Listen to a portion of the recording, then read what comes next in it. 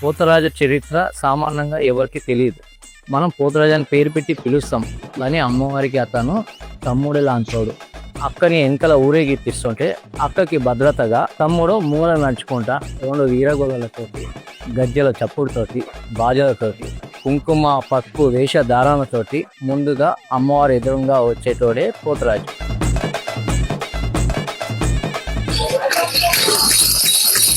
గజ్జల sound అనేది మనం అమ్మవారిని తీసుకుంటే ఏ దుష్ట శక్తి అయినా పర్లేదు, అమ్మవారు వస్తుంది, వారికి వాళ్ళ తమ్ముడు తోడుగా ఉన్నాడు, మనం అక్కడ వెళ్ళకూడదు అనేసి ఒక సంకేతం వెళ్తుంది. పోతరాజుకి చాలా చరిత్ర ఉంది.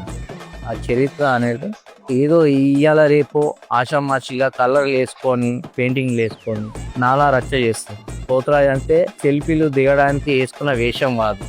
అమ్మవారు ఒక అలంకరణ ఎల్లు ఉంటుందో వాళ్ళ తమ్ముడు అనే అతను కూడా అంత పవర్ఫుల్ గా కనిపించాలనేసి అదొక వేషధారణతోటి అమ్మవారికి ముందుగా మీరు ముందు నడవండి, మీ ముంగడ నేనున్నాను అని నడిపించుకొని గుడికి తీసుకెళ్లేటోడే పోతరాజు. అంతే తప్ప ఈ రోజులలో ఇష్టం వచ్చినట్టు ఎవరు అంటే వాళ్ళు పోతరాజు చేస్తారు. అది పద్ధతి కాదు, అది సరైన సిచ్యువేషన్ కూడా కాదు.